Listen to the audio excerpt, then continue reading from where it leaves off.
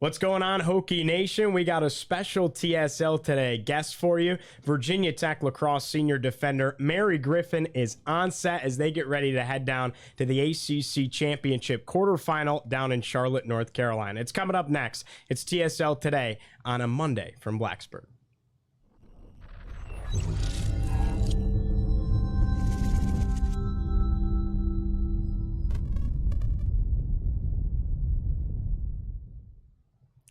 Welcome back in, however you are watching or listening, whether you're on Spotify or YouTube. Be sure to go ahead and leave a comment, subscribe, and hit that notification bell so you don't miss any future TSL content. Well, let's get right into it. I'm Giovanni Heater. Joined across from me is Virginia Tech senior defender Mary Griffin. Mary, thanks so much for being here. I know we had to kind of make this happen in very, very short notice on a short time frame, so I really appreciate you taking the time. Of course. Thank you for having me. I don't know how I had this free time in my space. I feel like I've been traveling, going to class, playing games so much, but like this is how I'd want to fill my free time. So thank you. No doubt. So you guys are heading down tomorrow to Charlotte, right? Right. A little bit of a walkthrough later on today. Kind of what's your schedule the next couple of days in your process to getting down to Charlotte? Right. So today on Monday, we are just doing scout walkthrough, a little bit of a rejuve. I mean, we played yesterday in a game, which is crazy to think about. So we need to really take care of our bodies. And a lot of it is mental reps and just knowing our game plan, knowing our personnel. And then tomorrow we'll spend the majority of the morning traveling to Charlotte. And then we have an hour window that each team is granted to practice and hopefully get some more live reps that are more at game speed rather than just jumping in on Wednesday head on. I'm sure on Wednesday, I don't know what Wags has up her sleeve, but she has usually a pattern for when we have later games, like our game on Wednesdays at 4. So on Wednesday morning, I'm sure we'll play like Foursquare or something. She just loves to get our competitive juices flowing, and like any game that we play as a team, like it's fun, but it's also like we're here to win. So I'm sure we'll do some type of competitive game or something in the morning on Wednesday before our game and before warm-ups. So yeah. Again, we got Mary Griffin on. ACC Tournament quarterfinal coming up down in Charlotte. The opponent, the number 1 team in the country as of right now. I don't know how the rankings will shake out. They did just lose a close one to Boston College. Northwestern right behind them. Very good in the rankings regardless. Very tough opponent. We'll kind of get into more of Syracuse, but just to set the table, how has this season gone for you so far? I mean, the season has been awesome so far. It's really unique being in a situation where you have a new coach and it's the second season. The first season, you're still trying to figure things out, but the second season, we're able to shape like what things we stand for. And I think we really learned a lot about ourselves and a lot about each other, and learned a lot about what we want this program to look like. And we've had some great wins. I mean, beating Duke was awesome. Wags has played there, so it was just great to give her that win and triple overtime, which was awesome. But also in a different standpoint, like I'm also a captain now, and that's been really an amazing opportunity to get to know myself better as a leader and also kind of set the tone and look at my players and the people I stand with and really motivate them. But also they motivate me so much and motivate me to be the better leader, and I learned so much from them. So this year has been absolutely incredible. And from a defensive standpoint, our defense is always a group that I'm so proud of, and we have such a young team as well. Our freshmen are absolutely amazing, and I'm just so fortunate to have that group by my side, and they always have my back. So really proud of especially the defense and just our whole team all together. But I mean, I love my own group, but it's just great seeing like the young people flourish and kind of set the tone and know what we want to get out of our season. Well, it feels like this team has gone through so much growth when the season started to where you guys are now. When did things really click? Was it that Boston College game? We saw flashes of it early on against JMU and North Carolina. So when did things really kind of kick into another gear? I think we had a really hard opening of the season. I mean, we were faced with some of the best teams in the country, and we had such close games. I mean, UNC losing by 4 and holding them to 10 goals is unheard of when they were ranked number 1 and coming off of a national championship. And we also played JMU, who we had our first win over last year. And this year we kind of were curious of how that game was going to go. I was like, I don't know how this team is going to look. We are new. We have new players, but last year we beat JMU at like, what's this game going to look like? And I remember after JMU, we lost sadly, but I brought everyone together and I said, guys, I know we just lost, but we can have a great year. Like, I know for a fact how we just played and what we just did.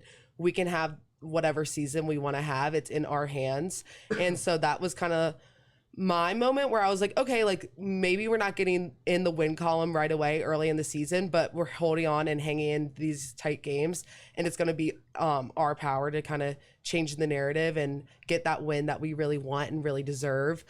So I think it was not on paper, it wasn't early on, but in our heads and our hearts, it was very early on that we knew what we were capable of.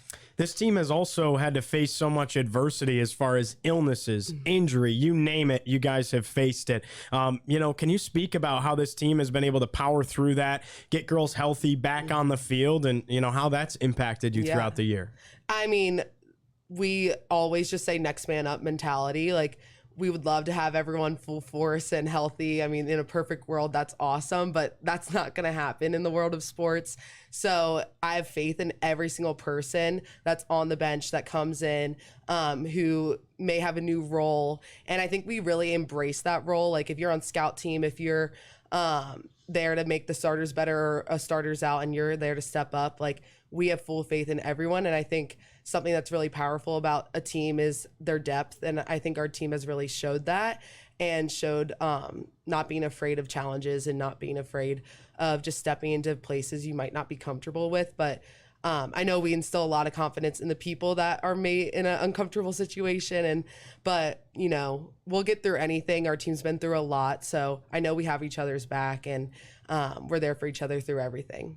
I want to ask you about Jocelyn Torres, an unbelievable freshman goalie. But again, a freshman. So what is it like knowing that you have a great goalie behind you like that, but also being a leader, not only on the defense, but a captain on the entire team, and also helping her along as a freshman? Kind of a really interesting relationship there. Our freshman class is absolutely incredible, and Jocelyn's just one of the examples of it. I learn as much from her as she learns from me. Maybe I even learn more. I ask her so many questions, and if you ever look at our game film, I'll probably be next to her talking about what just happened, the play, and she gives me so much feedback. And I work on the crease a lot. Like, I'm a crease defender, so I'm really next to Jocelyn every single moment of the game, basically. And I'm always like, okay, if I'm doing this wrong, give me a heads up. So I just think she has a lot of IQ, and it's insane to think that she's just a freshman and she's this good. I always think, I'm like, what are you going to be like when you're a senior? Like, I'm so excited to see where you go. And if you're this talented already, it's just incredible, having her behind our strong defense. And there's just so many times where I'm like, wow, that should have been a goal, but Jocelyn's there. But she's incredibly humble. She's incredibly kind, funny, always pushing to make herself better and make us better. And she just I just can't get over how humble she is. She got ACC Defender of the Week, and she was like, you guys deserve that. Our whole unit deserved that. I don't know. And I was just like, Jocelyn, you're amazing. Just take it and run with it. So I'm just so happy that she's on our team and I get to work so closely with her, and I have nothing but good things to say about her on and off the field. Who else has maybe surprised you this year? It feels like Sarah Gresham at the draw, becoming the single season all-time record holder for draw controls in a single season. And then you look at Ella Rishko, came out of nowhere, second on the team in points and goals as a freshman. So, who has surprised you and taken big leaps? Yeah, I mean, the first time I was surprised by our freshman class, I'll never forget. It was fall, and we did a ground ball drill, and we were competing within our class. So it was the seniors versus the juniors, and ultimately the seniors and the freshmen ended up in the championship round of this drill we were doing, and the freshmen beat us so badly. And we did not clap, we did not cheer, and Wags pulled us in and was like, guys, you should be ecstatic that the freshmen are beating the seniors. You guys should be so excited that that's what the future entails. And I'll never forget that moment ever. So I was like, we're competing against each other at practice, but at the end of the day, they're on the same team. And we can learn so much from the freshmen. So I just think exactly what you said, Ella and Sarah, and they're just incredible as well. Sarah is she's just so passionate about her role and so passionate about the sport of lacrosse. She has always said she's dreamed of playing in college, and I think there's no better place to do it than the ACC. And she just is so excited. She's honestly like a student of the game, always watching film, always trying to be better, always trying to work with the circle players and honestly everyone on the field to make sure we are the most successful as possible. And I mean, Ella is incredible. I mean, 7 goals twice in one season in one game is just unheard of, especially as a freshman in the ACC. She's one of them being in an ACC game too. Right. Like, I mean, it happened yesterday, but it's still crazy. She's also just a student of the game, loves lacrosse, and she's also very, very just in tune with what she can do to get better and how she works with the skills and sets we have on our team. And she's just also someone that I'm glad I'm very close to off the field. Like they're all great players, but they're also great people. And I'm just really, really excited to see how they take our program and that I'm able to watch. And Ella's going to be already is, but going to be a great leader on the offensive end. And she's always hustling and always making those scrappy plays. And those are the things that impress me more than her 7 goals is just the ability to get the ball back and never give up on any play. So I'm just really excited for that class as a whole. They're awesome. Everything was firing on all cylinders yesterday against Pitt. How did that feel, and how were you able to learn from that? I mean, whenever you come in and play against an ACC team, your goal is to win, and I think our goal was to win big. It was hard. It's hard beating a team twice, so we knew that going into it. We kind of wanted to remember some of the things from our first game against them, but also not focus solely on that and know that they're going to come out strong. And I remember they scored the first goal of the game, and I was like, okay, like they're here to compete. Like we need to step it up. And from that on, like we really stepped up our game. But I remember in the third quarter, I felt pretty confident we were going to win by then at that point in the game. I remember turning to our defensive coach, MC, and I was like, I just can't wait to go to Charlotte. And I was like, I know there's like a quarter or 2 left in the game, but I'm happy we're winning this game, but there's a lot of bigger things and bigger roads ahead that I'm excited for. So my main thing was like, all right, let's win this game, but like there's a lot left to do. A couple of tough losses before that Pitt game, Clemson and UVA. And you guys had such a tough stretch where because of the rescheduling with the Furman game, you had to play 3 games in a matter of 6 days, which is like unheard of as far as scheduling goes. But what were you able to learn from playing UVA and Clemson, who again are 2 very high caliber opponents? Yeah, I mean, Clemson was a tough game. On paper, we were very similar. We had very similar records, very similar scores compared to other teams, and also very similar tendencies. So, and there was a lot on the line. There was not to play in the playing game in the ACC tournament. That was a really big thing. But we all learned just a lot that any game can change in a matter of minutes. Like we were in the game the whole time, and then the last 8 minutes, we struggled a little bit.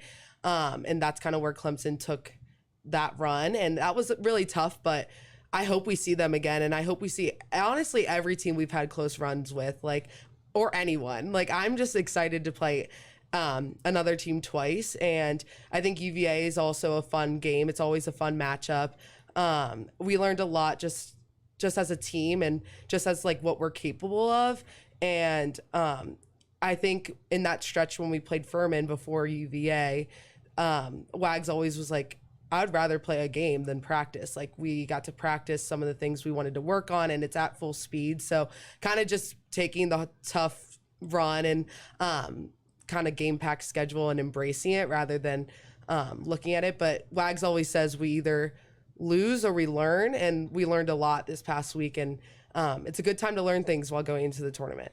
So Boston College goes and upsets Syracuse in Syracuse on Thursday, which shakes up everything because Syracuse drops to the 2 seed, BC gets the 1. I think the argument could be made that Syracuse is probably the top team in the league. Now you guys have to play the Orange, and #1 in the country as of right now, but you've played them once. You played them up in the Dome. What can you take from that first game that happened about midway through the season and apply it to the game plan going forward, playing them on Wednesday? Yeah, so obviously we played both teams, and our BC game was closer. But when it was announced that we were playing Syracuse, I was honestly expecting more of an emotional reaction and kind of everyone to be a little bit upset. But we were just kind of like, okay, let's do it. Like, that's how the cards are unfold. So we're going to embrace it. And I think going back to our Syracuse games, I'm very defensive minded. So I'm like, I need to just focus on that. But I think our defense had a great game. We had a great game plan, and we had a great personnel matchup. And one thing that's really unique about that Syracuse game is, other than one play they never scored on us twice in the same way. So we kind of forced them to look at different options and forced them to do different things that we weren't expecting. But I think we have such a good mindset going into this. It's hard to beat a team twice, and I think they will underestimate us and underestimate our ability to compete with the best team in the country. And so I'm excited to play them, and I'm excited to honestly just show our talent. And I think we're going to beat them more on heart and hustle plays. And I think we're totally capable of doing the things we need to do. So to kind of elaborate on that, what is it going to take to beat them? They're in a situation right now. Okay, great goalie. Well, so do you, right? So you're kind of even at the goalie play spot. I think the 3 things to win a lacrosse game are your goalie, offense, and defense, and that kind of goes with goalie, and then winning the draw. Yeah. Well, that's kind of their weakness right now, is the draw. Sarah Gresham's outstanding, as well as Liv Vergano, and winning draw controls using those girls on the wings. What can you use to exploit different spots in Syracuse's game? Yeah, like you said, the draw. I think that's such a big game, and the more we have the ball, the more goals we're going to get. So we always say on defense, the goal is to get the offense the ball. And I remember the first game, Sarah, even with Syracuse's first string draw girl, who's unfortunately not playing anymore due to injury, she played out of her mind, and so did the circle players. Kayla Frank and Liv Vergano, like, they were just scrappy as anything on the circle. And I saw so much heart from them, so much hustle. And I think we need to do that again. And I think we're in a really good position, knowing that we kind of have a stronger draw team as of right now, it looks like. But I do think the things that are going to separate the 2 teams on the field on Wednesday are going to be the littlest things. I think it's going to be, if you try to go to that ground ball a second earlier, if you actually send 2 to the ground ball, if you give them a little bit more pressure than they're anticipating, and just kind of take those chances. And it's less about the X's and O's, in my opinion, but more just about the grittiness, competitiveness, and just the hustle plays. So we'll hopefully see that. What has been the message to the team from Coach Skyra going into now this Syracuse game? Yeah, I mean, like I mentioned before, it's hard to beat a team twice. And I think we just gravitate so much towards her positive energy and her outlook. She's always smiling. She's always finds something positive in every situation, and she's excited to play Syracuse. So we're kind of on that boat with her, and we get a lot of excitement from her energy. So I think because she believes in us so much, and she believes the things that we are capable of and all the things we've learned from the season, that we have that belief too. And we also played Syracuse pretty early on in our season, and we're not the same team. And she knows that, we know that. They might not know that, but they might as well. But I do think she has taught us a lot this season, and we've also learned a lot. So I think she's excited that they haven't seen this Virginia Tech team yet. So what does the road look like as far as NCAA tournament picture goes? I know Coach talks to you guys about that sometimes. Is it you guys have to win out? Is it if you can beat Syracuse and maybe even win one more, then you guys are in? What is kind of the team's outlook? Or are you guys just taking this thing one game at a time and not worrying about it? This is a great question, because I don't know. I have no idea how the tournament works. It can be subjective sometimes. Yeah. And I mean, winning out would be awesome. That would be the guaranteed automatic bid. Yeah. Right. So, but if we beat Syracuse, I mean, it would be up to the people in charge of the tournament if they think that's a viable enough win for us. But I think right now we are focused on one tournament, and that's the ACC tournament. And if the NCAA tournament comes along with it, then that's awesome. But I do think we are taking kind of like a one game at a time approach. And there are bigger goals ahead. But right now, we just got to focus on what's ahead. Mary, thanks so much for your time. Best of luck down in Charlotte. We'll be watching. Thank you. Mary Griffin, senior defender for Virginia Tech Lacrosse. Again, we can't thank her enough. Today's show brought to you by Triumph NIL, and you can find us on Spotify and YouTube as always. For Mary Griffin, I'm Giovanni Heater saying so long. Tune into the ACC Championship quarterfinal down in Charlotte. It's a 4 p.m. first draw between Virginia Tech and Syracuse.